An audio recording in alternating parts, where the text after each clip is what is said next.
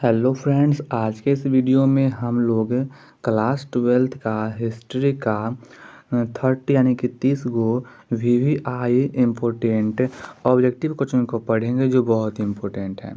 तो अगर आप क्लास 12th में हैं और आपका एग्ज़ाम होने वाला है, चाहे आपका एग्ज़ाम सितंबर मंथली एग्ज़ाम हो तब या चाहे आपका फाइनल एग्ज़ाम हो तब, आप सभी के लिए वीडियो इम्पोर्टेंट होने वाला है। तो आप लोग इसे अच्छे से देखते रहिए। वीडियो को शुरू करते हैं। और आज का पहला क्वेश्चन दिया हुआ है 1 नंबर, मतलब कि क्वेश्चन नंबर 41। इसमें कह रहा है क्या, सिंधु घाटी सभ्यता में विशाल स्नानागार के अवशेष कहाँ से प्राप्त हुए हैं? तो इसका आंसर होगा ऑप्शन नंबर बी, मोहनजोदड़ो से। ऑप्शन नंबर बी इसका आंसर सही आंसर होगा। आगे दिया हुआ है, हड़प्पा सभ्यता किस युग की सभ्यता है? तो इसका आंसर होगा ऑप्शन नंबर डी, कांस्य युग की है। आगे दिया हुआ है, इसमें कह रहा है क्या, कालीबंगन कहाँ स्थित है?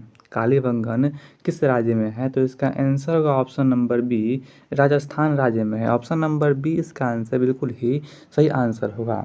आगे दिया हुआ है, सिंधु घाटी निवासियों को निम्न में से किस धातु का ज्ञान नहीं था? मतलब कि सिंधु घाटी के वासियों को किस धातु का ज्ञान नहीं था? तो इसका आंसर होगा ऑप्शन नंबर सी, लोहा का ज्ञान नहीं था। ऑप्शन नंबर सी इसका आंसर बिल्कुल ही सही आंसर होगा। आगे दिया हुआ है, इसमें कह रहा है क्या, मौर्य वंश का संस्थापक कौन था? मौर्य वंश का संस्थापक, तो इसका आंसर होगा चंद्रगुप्त मौर्य थे। ऑप्शन नंबर ए इसका आंसर बिल्कुल ही सही आंसर होगा।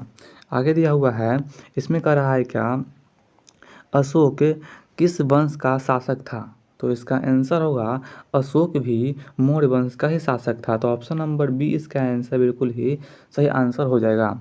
आगे दिया हुआ है, इसमें कह रहा है क्या, किस शासक को प्रियदर्शी कहा गया है? मतलब कि ऐसा कौन शासक है जिसको इतिहास में प्रियदर्शी कहा गया? तो इसका आंसर ऑप्शन नंबर ए होगा, अशोक कहा गया। ऑप्शन नंबर ए इसका आंसर बिल्कुल ही सही आंसर होगा। अब आगे दिया हुआ है, इसमें कह रहा है क्या, प्रयाग प्रशस्ति की रचना किसने किया? तो इसका आंसर होगा ऑप्शन नंबर सी, हरिसेन ने किया था।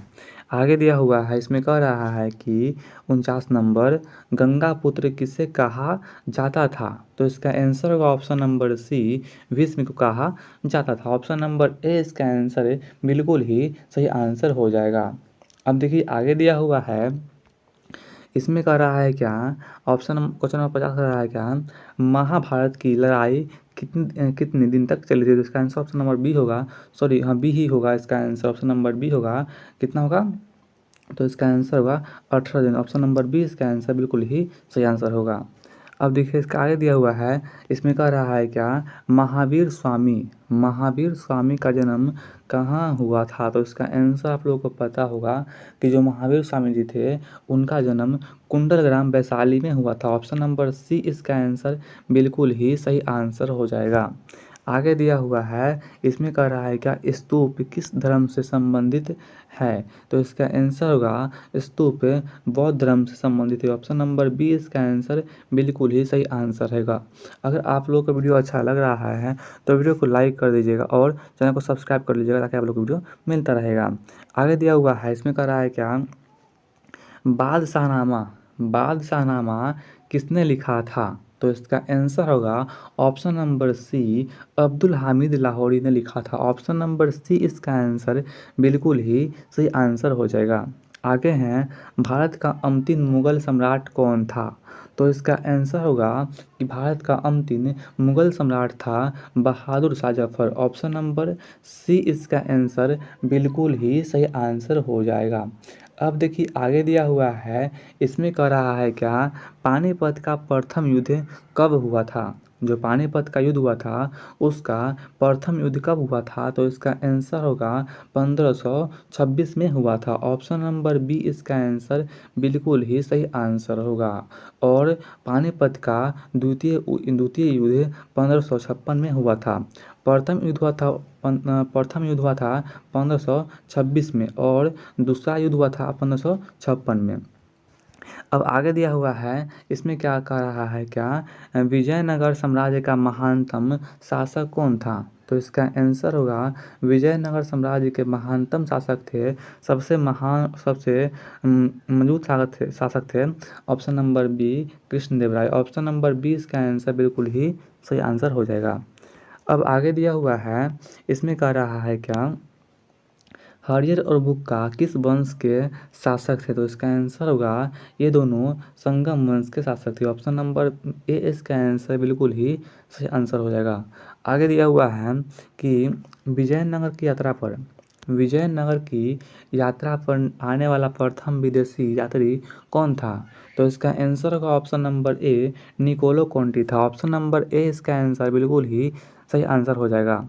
अब आगे दिया हुआ है, इसमें कह रहा है क्या शेख मोइनुद्दीन चिश्ती का दरगाह कहाँ पर है?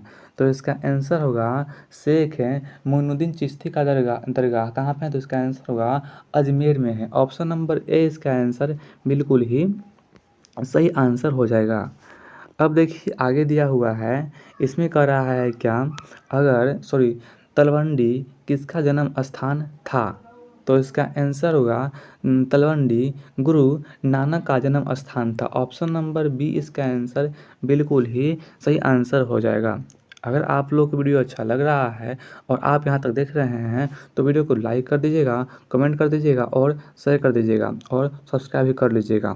तो अगर आप लोगों को इसका पीडीएफ चाहिए तो आप लोग क्या कीजिएगा, आप लोगों के लिए एक व्हाट्सएप ग्रुप बनाए हुए हैं, आप लोग ग्रुप में ऐड हो जाइएगा। आप लोग को हम पीडीएफ भेज देंगे ग्रुप में ही, या आप लोग उस पर व्हाट्सएप कीजिएगा, आप लोग को पीडीएफ चल जाएगा, समझे। अब देखिए आगे दिया हुआ है, इसमें कह रहा है क्या कुतुब मीनार का निर्माण किसने शुरू किया? देखिए यहाँ बोल रहा है कि किसने शुरू किया था, तो इसका आंसर होगा कुतुबुद्दीन ऐबक ने किया था। और किसने पूर्ण किया? तो इसका आंसर होगा इल्तुतमिश ने पूर्ण किया था। आगे दिया हुआ है, इसमें कह रहा है क्या विजय में किसका उपदेश संग्रहित है? तो इसका आंसर होगा विजय में कबीर के उपदेश संग्रहित है। ऑप्शन नंबर बी इसका आंसर बिल्कुल ही सही आंसर होगा, यहाँ पर होगा उपदेश। अब आगे दिया हुआ है, इसमें कह रहा है क्या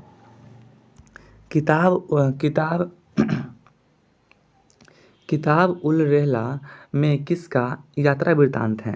तो इसका आंसर होगा ऑप्शन नंबर ए अल बरूनी का। ऑप्शन नंबर ए इसका आंसर बिल्कुल ही सही आंसर होगा। इसका आंसर ऑप्शन नंबर सी होगा Ibn Battuta. Option number C इसका आंसर बिल्कुल ही सही आंसर होगा। अब देखिए आगे दिया हुआ है, इसमें कह रहा है क्या अल बरूनी किसके साथ भारत आया था? तो इसका आंसर होगा option number B Mahmud Ghaznavi के साथ आया था। आगे दिया हुआ है, इसमें कह रहा है क्या इब्न बतूता किस देश का यात्री था? तो इसका आंसर होगा ऑप्शन नंबर डी मोरक्को का था। ऑप्शन नंबर डी इसका आंसर बिल्कुल ही सही आंसर हो जाएगा। अब देखिए आगे दिया हुआ है, इसमें कह रहा है क्या हुमायूं नामा किसने लिखा था? तो इसका आंसर होगा हुमायूं नामा गुलबदन बेगम ने लिखा था। ऑप्शन नंबर सी इसका आंसर बिल्कुल ही सही आंसर हो जाएगा। अब आगे दिया हुआ है, इसमें कह रहा है क्या कोल विद्रोह कब हुआ था? तो इसका आंसर पता होगा कि कोल विद्रोह 1855 में शायद हुआ था। नहीं, इसका आंसर होगा ऑप्शन नंबर सी 1831 में था। ऑप्शन नंबर सी इसका आंसर बिल्कुल ही क्या होगा सही आंसर होगा 1831 में। कोल विद्रोह 1831 में था। ऑप्शन नंबर सी इसका आंसर बिल्कुल ही राइट आंसर होगा। अब देखिए आगे दिया हुआ है, इसमें कह रहा है क्या संथाल विद्रोह के नेता कौन थे? तो इसका आंसर होगा सिद्धू और कानू थे। और संथाल विद्रोह कब हुआ था? तो इसका आंसर होगा 1855 में हुआ था। ऑप्शन नंबर मतलब कि इसमें कह रहा है क्या नेता कौन थे? तो इसका आंसर होगा ऑप्शन नंबर ए सिद्धू और कानू, समझे। और अगर आप लोगों से पूछेगा कि इसका मतलब कि यह कब हुआ था, तो इसका आंसर लिखेंगे 1855 हुआ था। ऑप्शन नंबर इसका हो जाएगा 55 में। अब आगे दिया हुआ है, इसमें कह रहा है क्या अस्थायी बंदोबस्त कॉर्नवालिस ने कब लागू किया था? तो इसका आंसर लिखेंगे 1793 में। ऑप्शन नंबर सी इसका आंसर बिल्कुल ही क्या होगा सही आंसर होगा। और आज का लास्ट क्वेश्चन है कि फ्रांसीसी बुकानन कौन था? यह क्वेश्चन आप लोगों के लिए, आप लोग इसका आंसर दीजिएगा कमेंट बॉक्स में, समझे। तो आज की इस वीडियो में इतना ही था। अगर आप लोगों को वीडियो अच्छा लगा होगा तो लाइक कर दीजिएगा और चैनल को सब्सक्राइब कर लीजिएगा।